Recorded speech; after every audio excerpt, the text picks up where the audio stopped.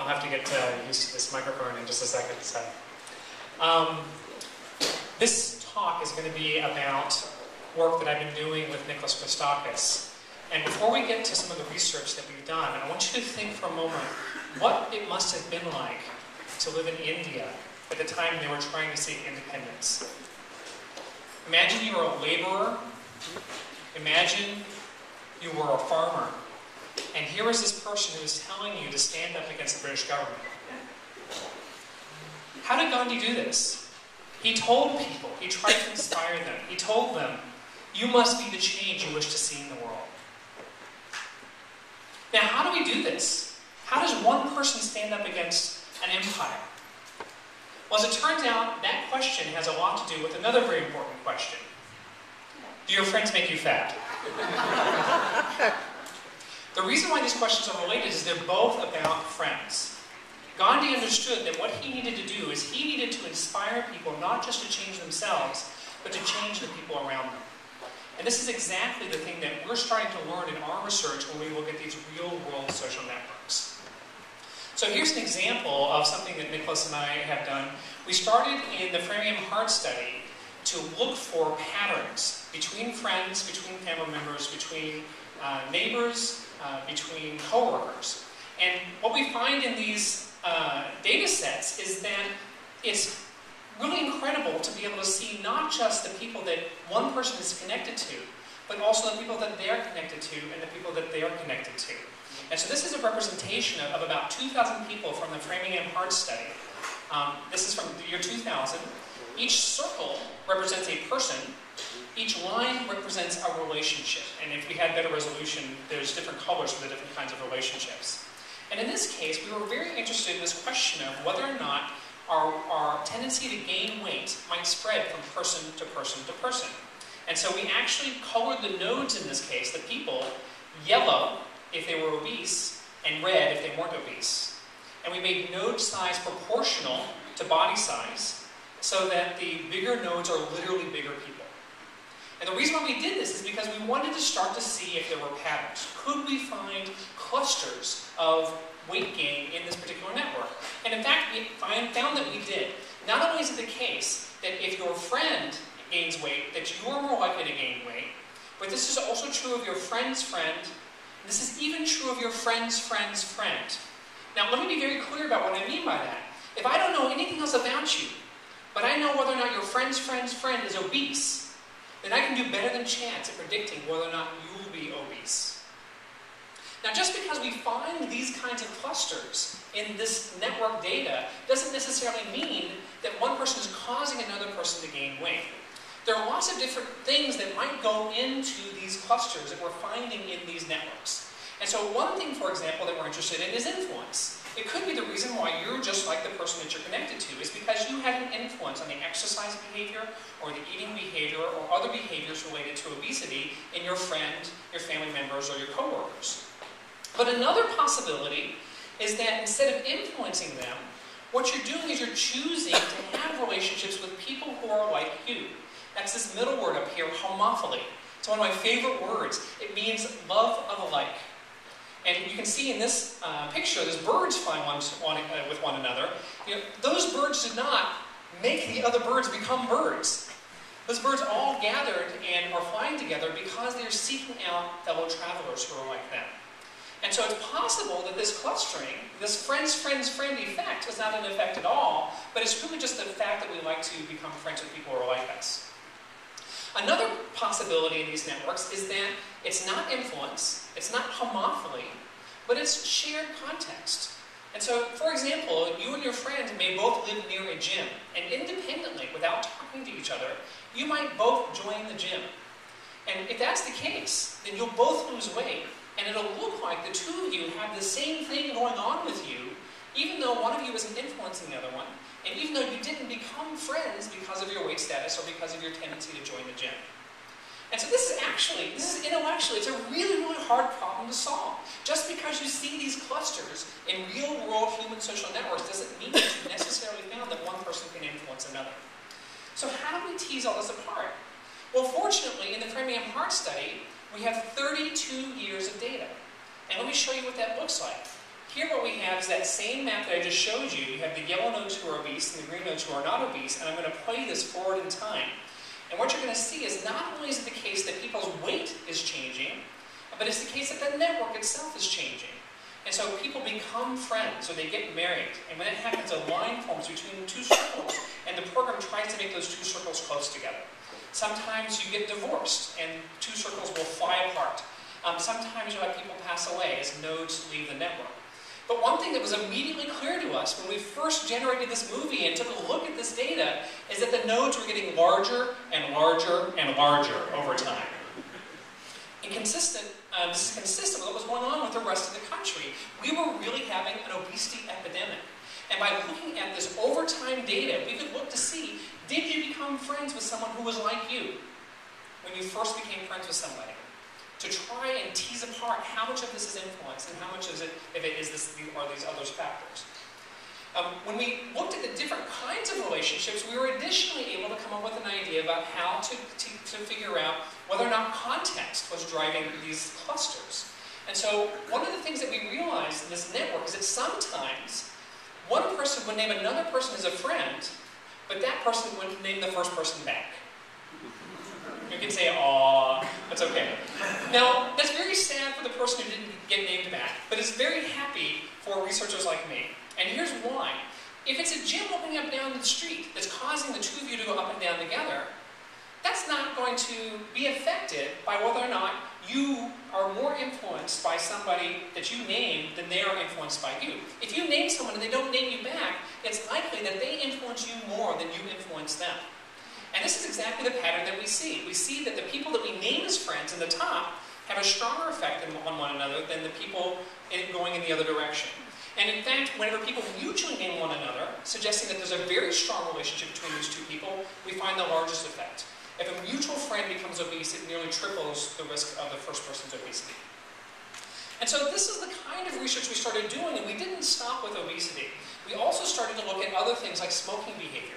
Now, smoking behavior is just the exact reverse of the obesity epidemic, where what we started with in 1971 was a very, very high prevalence. Near 40% of people smoked, and it went down to less than 10% by the end of the study, consistent again with what we see with the rest of society. So here we find the same kinds of things with obesity. If your friend's friend smokes, I can do better than chance of predicting whether or not you smoke. And the analysis suggests that at least some of that is influence. But even more interesting here, the behavior had an effect on the network. And so in 1971, if you wanted to be at the center of the network, it didn't matter whether or not you smoked or not, you could be at the center, you could be at the periphery. The two things were not correlated at all. But by the middle of the 1980s, we saw this pattern emerge where if you smoked, you started to get pushed to the outside of your network. So that at the same time these public health campaigns were improving the health of people who were able to quit smoking, they were dramatically reducing the social health of the people who continued smoking. And this is something that I think that people really haven't taken into account, is that there's a downside to some of these public health campaigns. We also more recently looked at drinking. And drinking, again, you'll never guess what we found. We found that if your friend's friend drinks, you're more likely to drink. And the interesting thing about drinking is that abstinence is not actually the thing that's most healthy for you. And so for all of you tonight, cheers. Moderate drinking is actually the healthiest thing. And so what we had to do here is we had to think about abstinence and heavy drinking separately.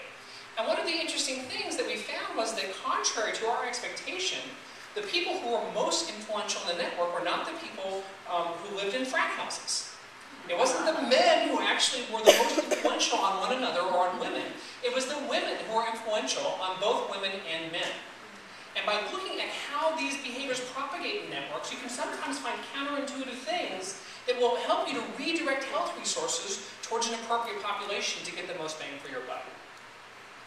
Now, our next research was looking not just at behaviors, but at emotional states. And so here in particular we looked at happiness. And the yellow nodes here are happy people. The blue nodes are, you'll never guess, sad people. Yeah, that's right. And what we find again is that if your friend's friend is happy, then I can do better than chance of predicting whether or not you're happy. These clusters extend out to 3 degrees of separation. Now, one interesting thing about this study and the other studies that we did of emotions on loneliness and depression is that these effects tend to disappear over time. And so Economists, when you ask them, well, what makes people happy? They don't tell you, friends. They say money. And they've done studies, actually, of lottery winners. And lottery winners, yes, you won't be surprised to find out, are happier than the rest of the population. But after about a year, they go back to being just as miserable as the rest of us. And this is exactly what we found with the happiness study, is that when your friends become happy, these shocks to your happiness, they'll last for about a year, but then they go away. And so the solution, actually, is to be at the center of the network, where you're the most exposed to these happy waves that spread from person to person to person. More recently, we became a little concerned about using the same data over and over again. Because Framingham Heart Study, it's a small population, it's white, it's mainly upper middle class, there's a chance it's not representative. And so we started looking at these studies of people from all over the country, or national representative. And so this is a study of adolescents, where we looked at the spread of sleep behavior and of drug use. And we find that both of those things spread. They spread actually to 4 degrees of separation. And the interesting thing here is that sleep loss actually contributes to drug use. And so if your friend stops sleeping well, you will be more likely to use drugs. And the reason for that, we're able to show mathematically, at least in part, is because when your friend stops sleeping well, you also stop sleeping well. And as a consequence of the poor sleep, you actually make riskier decisions. So this is one way that these network studies are able to teach us something about how these two different kinds of things are interrelated, because it's possible that the arrow went reverse, right? That when you start using drugs, you actually get less sleep. But this suggests that the arrow actually goes the other way around. Now, we also became concerned not just about using the same data over and over again, but we became concerned about the fact that these were studies of observational data. And the problem is that you never really know when you're observing people's behavior in the world if you actually found that one thing causes another thing. Because there are lots of different things that could be associated with, say, being central in a network or being happy. And so here what we did is we actually did an experiment where we had people play this game where they had to decide how much money to give to other people in a group. And the more money they gave, the better off the group was, but the worse off they were.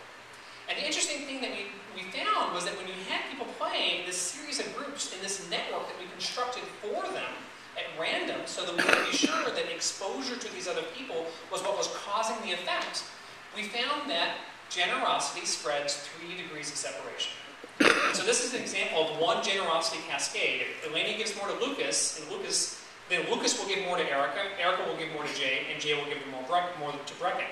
Even more than that, these effects persist over time. And we were able to quantify the total effect in this experiment. Every $1 that was given by the first person caused everyone else in the group to give an extra $3 over the course of the entire experiment. In other words, the network acts like a matching grant. And so this is some experimental evidence to back up this idea that these effects, they don't stop at the door of our social horizon. They actually continue on to these people, in some cases that we don't know and have never met. Now, people in Silicon Valley are very interested in not just in real-world social networks, but in online social networks. But online social networks are very different, and let me just illustrate why. This is a real-world social network. It's friendships in a dorm. And let me show you some other kinds of real-world connections. I'll layer on there the shared club memberships. And so if you're in a club with someone, then you can draw a line between anyone who's in the same club. You can also layer on here roommates, and you notice that roommates aren't always friends. Who would have thought? And so far, this graph, these kinds of relationships, they're all similar. Real-world relationships, the thing that we know from even Gallup surveys, the whole country, is that people only have a very small number of close relationships, close friends, family members, that they would actually call friends. So now let's look what happens when we layer on the Facebook friends. It becomes a big ball of spaghetti. And it's impossible to work all this out. People have on average now 140 friends on Facebook. Now these friends are very different from the real-world friends. When we started studying whether or not things spread on Facebook, we didn't find any evidence that they do until we did something important. And that is we restricted the online network to something that we thought was like the real-world network. And so the real-world network in this case is going to be the network of picture friends. These are people that you upload a picture of and tag. It's not perfect, but at least it gets us much closer to this average number of 5 or 6 close social friends that people tend to have. And so here's an example of one of these networks. Again, it looks a lot like what we saw before. And what we've done here is we've colored the nodes appropriately. The yellow nodes are people who smile in their profile pictures. And the blue nodes are the frowners. That's Nicholas, by the way, so I always have to give him that time. And guess how far these clusters extend? They extend to 3 degrees of separation. We also use these profile pictures to categorize people's weight status. Don't worry, none of you are in the study. And what we found was that there were clusters of overweight women and overweight men that extended up to 2 degrees of separation. In addition, we started looking at the spread of tastes. And so people's tastes in movies, in music, in books, they all tend to spread from person to person to person, but they don't always spread in the same way. We found, for example, that people like Pulp Fiction tend to live in the center of the network, whereas people who love Actually tend to live in the periphery. And so this idea, this marketing idea, that all I have to do is find the most influential person and I give all of my advertising to that one person is going to fail if you're trying to promote Love Actually. Because the network not just affects what flows through the network from person to person to person, it also affects what kinds of things we like, and therefore what's possible to spread. So let me sort of sum up here with this question that we often get whenever people hear how strongly we're affected, which is what happened to free will. So here's a guy who says, my friends are making me fat. And his wife says, yeah, your friend Bud, for example. And this is a person that clearly has given up. He doesn't think that our study means that he should make any change in his life. He thinks it means that he has absolutely no control. And I think that nothing could be further from the truth. That actually, there are important lessons that we can take from these studies about how to improve our own lives. So the first one is to reject this cartoon. So this is a cartoon where a woman is breaking up with her friend because she's overweight. And so this is the classic reaction in the blogosphere to our original obesity study, which is, oh, what this means now is I should go out and I should dump my fat friends. Well, let me tell you what we did. We went back to Framingham, and I wish that we had done this originally, but it's in the book. We looked to see what happened to the people who kept their friends who became obese, and we compared them to the people who dumped their friends who became obese. We had about 1,000 people, so we had good resolution. And guess which group was more likely to become obese in the future? It was the dumpers. So rule number 1, don't dump your friends. Just because they gained a couple of pounds doesn't mean that you should get rid of them, because friends give you a lot more than healthy eating behaviors or healthy exercise behaviors. They're sources of social support that research has shown time and time and time again that continue to provide you benefits in every kind of domain, not just the domain of how much you weigh. Every friend makes you healthier. Every friend makes you happier on average. And so I strongly advise you not to get rid of these friends when their behavior becomes bad. But then that begs the question, so what do you do when your friend does something that you don't want to follow in their footsteps with? Well, surprisingly, the cartoon that gets this right is Kathy. So you have a bunch of friends here who are discussing the study, and as a consequence of the study, they're very nervous, but they say, we're not going to break up with each other. We're going to continue being friends with one another. And in the last slide, what they declare when the waiter comes is, oh, she'll have a dry salad and a cup of water. Rather than ordering for themselves, they were ordering for each other. And that's a second lesson. When you want to make a positive change, you have to get your friends involved.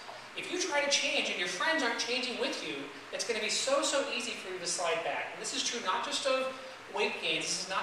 This is true of everything that we study. Smoking, happiness, loneliness, depression, all of these different things that we show are affected by our social networks. They're all influenced by this particular thing. In fact, there's a simulation study that suggests that not only should you get your friends involved, you should get your friends' friends involved. So the next time you go jogging with a friend, you might ask them, hey, is there someone that you know that you'd like to have come jogging with us? Because if you surround your friend with good behavior, then you give yourself this support network that's going to allow you to achieve your own goals. The last thing that I'll get to, and that is that we live in these networks that do have a very strong influence on us. And it can be a little depressing to think about all of these people out there that are doing things that we don't know that wind their way to us through the network and have an impact on our own lives. But we turn this on its head. And personally, I actually have had a very strong reaction to these studies. When the obesity study came out, I lost 5 pounds and I kept it off. And how did I do that? It's because I realized that my improvement was not just going to affect me. My improvement in health was going to potentially affect my son, and my son's best friend, and potentially even my son's best friend's mother. These things travel in networks to people that we don't know, and in some cases have never met. It's not just the people we care about that are affected, it's the people they care about, and it's the people that they care about. And when you tell someone that don't influence anybody, they're not going to work nearly as hard to change their own behavior as if you tell them that they influence hundreds. And so I think that when we're thinking about those brave people in India who are trying to think about how it is that you can possibly stand up to the British government, how can you make a difference in this large world? One way that we can implement that vision is to step back and realize that you don't have to do it all. If you really want to make a positive change in the world, all you need to do is to be the change you wish to see in your network. Thank you very much.